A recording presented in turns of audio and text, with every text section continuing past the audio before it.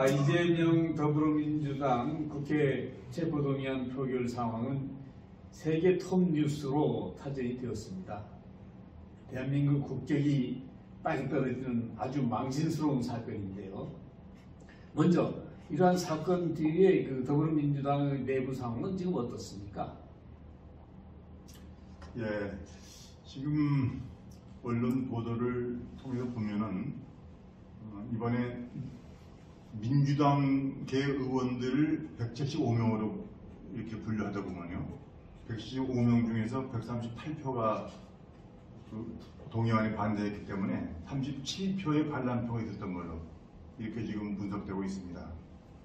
그러면 37표는 이게 뭐 국민의힘에서 그런 표가 나올 일은 청문회 만무량한 것이고, 민주당 내부에서 반란표인데, 소위들 그동안 이제 친명 반명해서 민주당의 그 내부의 그 상황을 그렇게 이제 봐왔습니다만은, 그 비명계 측에서 37명의 반란표가 있지 않았는가 이렇게 볼 때, 이 표결이 있기 전에도 민주당은 여러 가지 지금 분열상을 보였습니다만은, 이번에 이제 37명의 반란표로 인해서 지금 민주당 내의 그 내부의 복잡한 사정은 좀 단파될 것이다. 지금 들리는 바에 의하면은 이재명 대표가 사퇴해야 되는 것이 아니냐 하는 그런 말들이 민주당 내에서 많이 나온다고 합니다.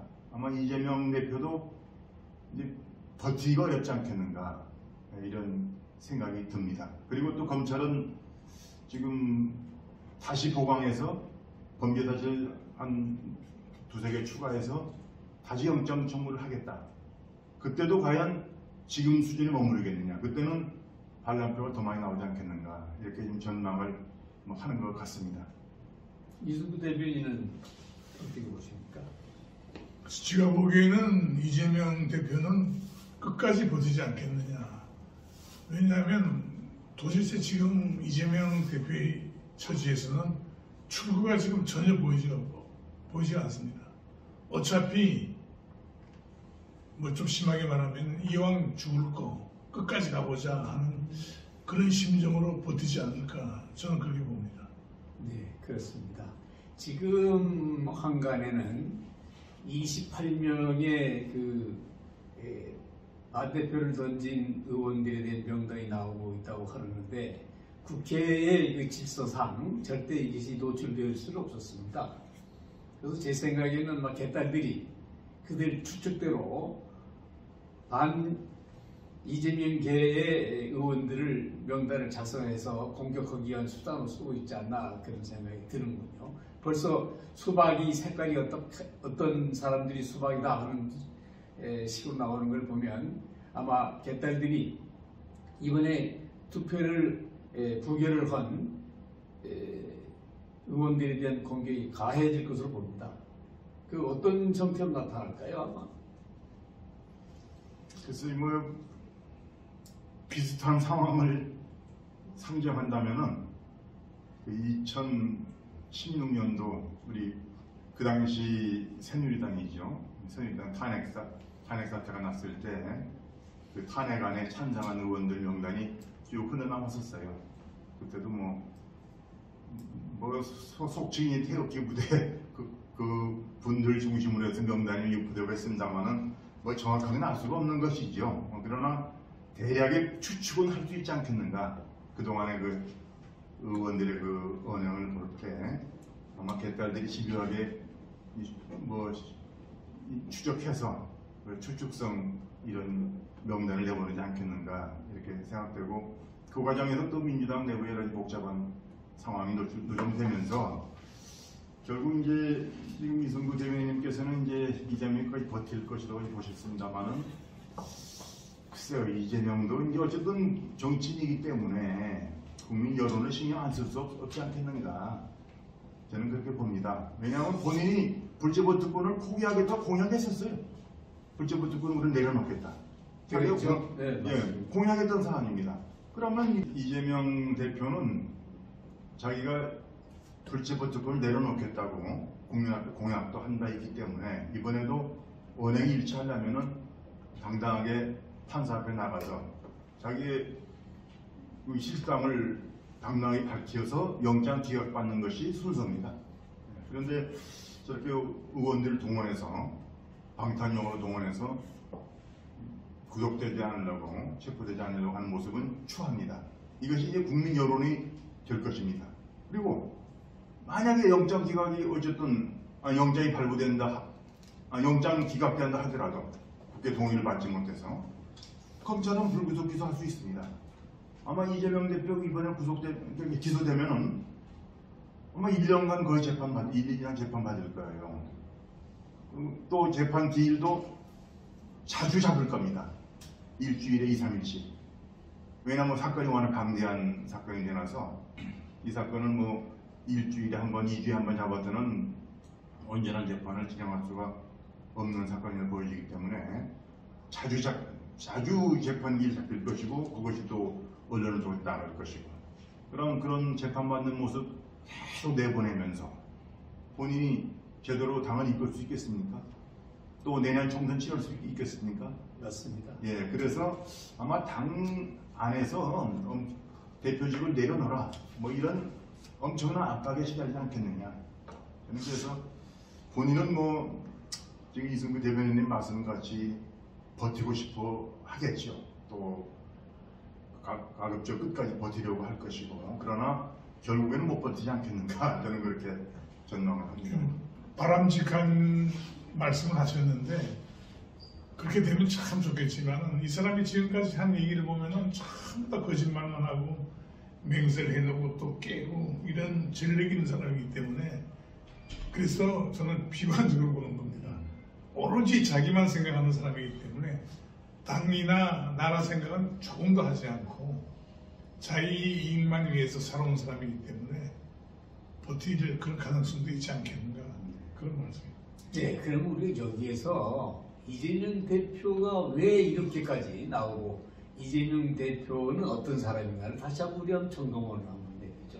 이건 보통 사람으로서는 도저히 할 수 없는 그러한 범죄와 또 아주 뭐라고 할까요? 지난번 중국의 누굽니까? 소정묘 같은 그런 인물이라는 얘기까지도 나올 정도인데 한번 이재명이는 어떤 사람입니까? 글쎄요, 저는 이재명 대표는 개인적으로 이제 사법연수원 동기고 또 알고 지낸 관계입니다. 사실은. 그래서 변호사 초기까지는 서로 왕래도 있었고 알고 지낸 관계입니다만은 정치를 한 이후부터는 뭐 별로 왕래가 없었고 만나지 못했어요.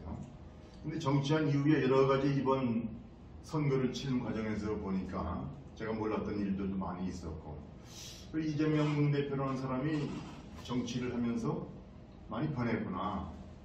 그러니까 본래부터 뭐 그런 심상이 바탕에 깔렸는지 그건 모르겠어요. 그러나 많이 변했다는 것을 이번에 선거 치르면서 제가 알게 된 여러 가지 사정들을 통해서 저는 알게 됐습니다. 대표적인 것이 이제 검사 사칭했다는 문제인데 성남시장 되기 전에 사실 법조인이 검사를 사칭한다는 건 상상하기가 어려운 일입니다.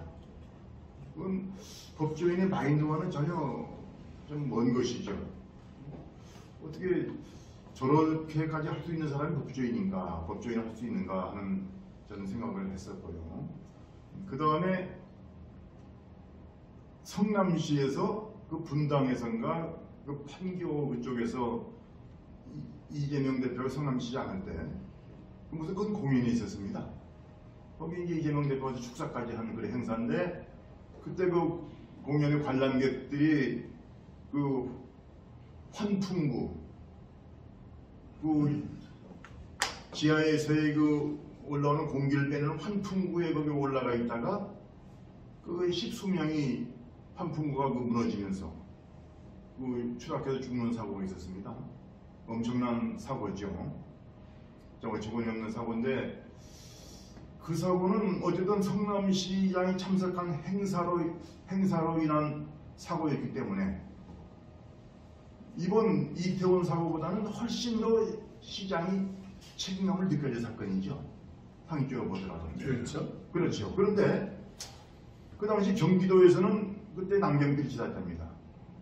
경기도에서는 유가족들한테 참 이건 우리 경기도 관내에서 일어난 사고에 대해서 참 죄송스럽다, 유감스럽다 이런 표현을 하면서 뭔가 그 희생자들을 돕기 위한 제스처를 취했습니다.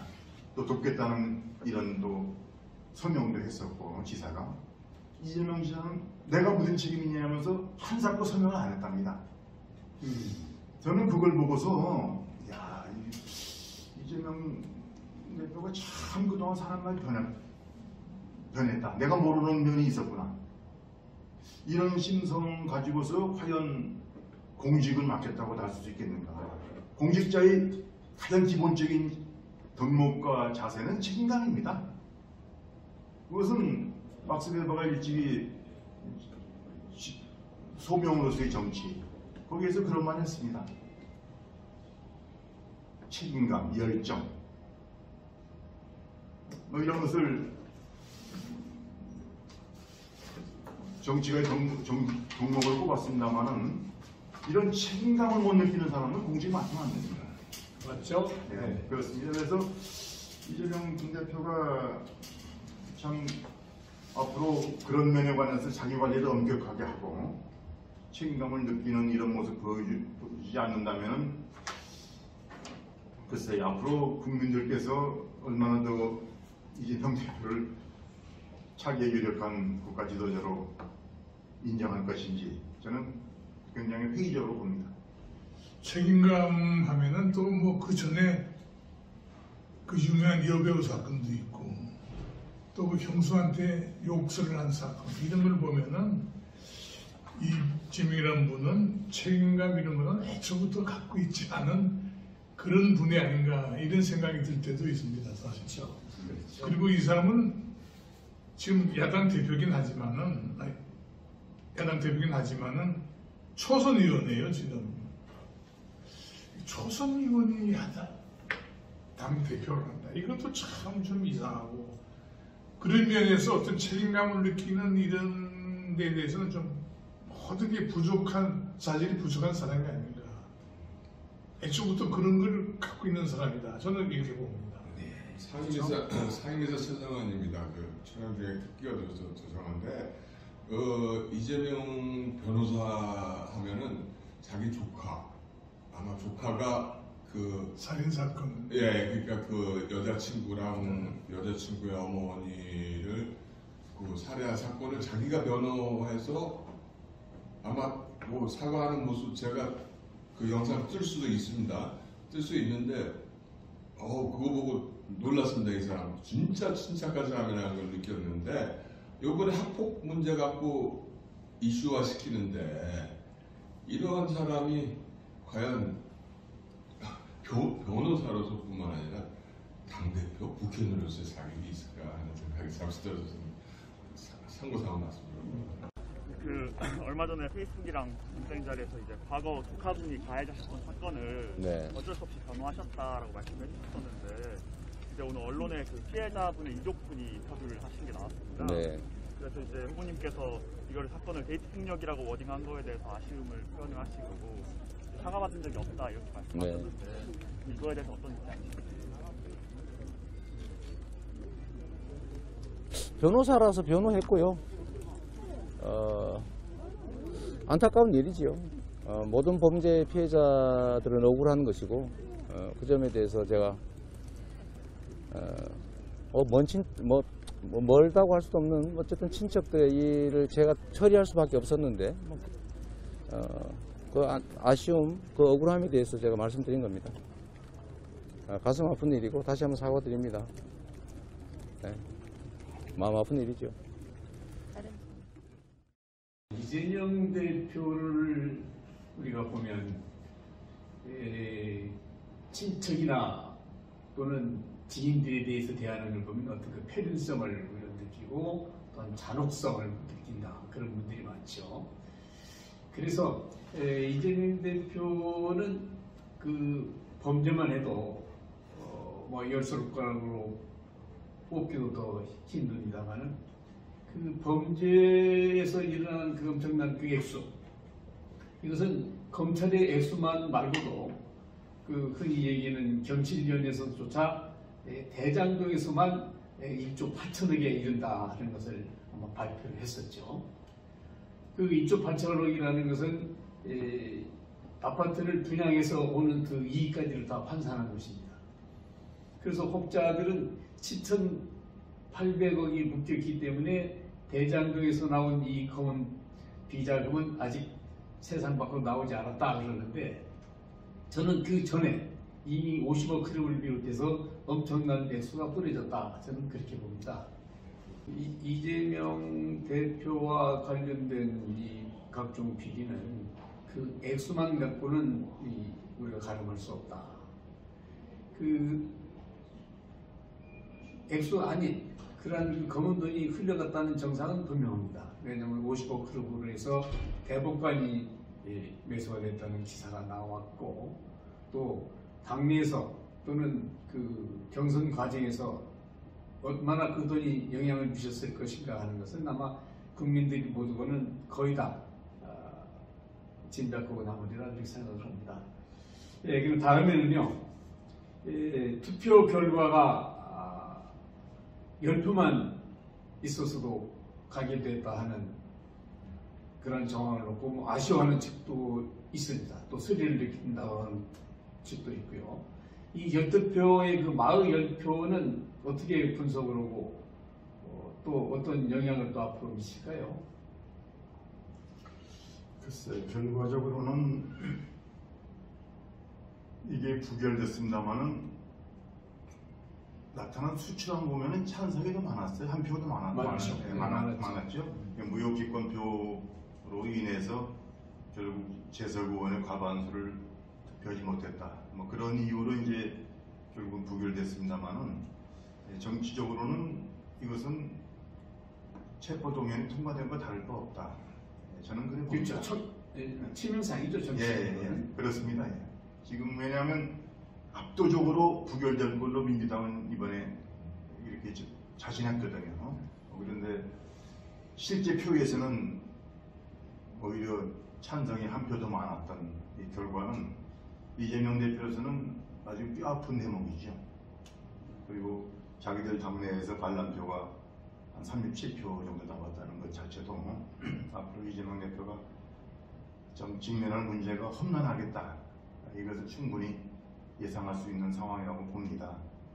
다만 이재명 대표가 좀 더 진실성 있게 당의 의원들을 상대하고 또 국민들에게도 진솔하게 다가가지 않으면은 이 상황은 극복하기 어렵지 않겠는가. 아까 이제 이승우 대변인께서도 말씀하셨고 저도 뭐 일부 얘기했습니다만은 그동안 이재명 대표가 보여준 그 좀 무책임한 이런 행태, 남은 공격 잘하면서 항상 본인이 책임질 문제에 대해서는 하나도 책임을 안 지려고 하는 이런 자세, 이것은 공직자나 정치인으로서는 그 자체로 큰 결격 사유이죠.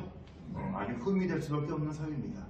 그래서 이런 모습을 극복하기 전에는 이재명 대표가 앞으로도 지금 이 대장동으로 인한 이 사건으로 인한 위기를 벗어나기 어렵지 않겠는가, 저는 그렇게 전망합니다. 어저께 민주당의 반응에서도 이제 그런 게 나타나는데요. 이게 도대체 어떤 그 표결 결과에 대해서 어떤 반성이라든지 뭐 이런 얘기는 전혀 없었고, 윤석열 정권의 부당한 탄압으로부터 민주주의를 지켜냈다, 이런 터무니없는 논평이 나왔습니다. 이런 걸 봐서는 아직도 이 사람들이 전혀 정신을 못 차리고 있는 게 아닌가. 그래서 상당히 안타깝고 사태가 더 꼬이지 않겠는가, 그런 걱정도 예상이 됩니다. 내부적으로는 그 사퇴설이 좀 강하게 나오겠죠? 어떻게 보십니까? 그렇게 될 걸로 봅니다, 저는. 그렇게 될 걸로 보고, 들리는 말에 의하면 벌써 민주당의 원로들은 이재명 대표 사퇴를 전제하고 차기 지도부를 벌써 거론하는 말도 나오고 있다는 말도 들었습니다. 검찰로서는 이제 그 쌍방울 변호사비 대납 사건을 비롯해서 북한의 송금원 액수를 비롯해서 이런 사건들이 꼬리를 물고 있기 때문에 또 체포 동의안을 다시 한번 청구할 것이라는 얘기도 있는데요. 그건 뭐 충분히 가능할 거고 또 그렇게 할 거로 예상이 됩니다. 특히 그 쌍방울 대북 송금 저거는 이제 체포 동의안을 제출하면은 아마 폭발력이 이 대장동 사건을 훨씬 더 뛰어넘는 그런 사안이 아닌가 생각되기 때문에 앞으로 하여튼 뭐 이재명 대표에게 가해지는 압력은 점점 더 가중되고 민주당을 괴롭히게 되지 않을까 그렇게 예상할 수 있겠죠. 지방자치를 폐지하려는 사실상 없애려는 박근혜 정부에 맞서서 지방자치와 민주주의를 끝까지 지키겠습니다. 감사합니다.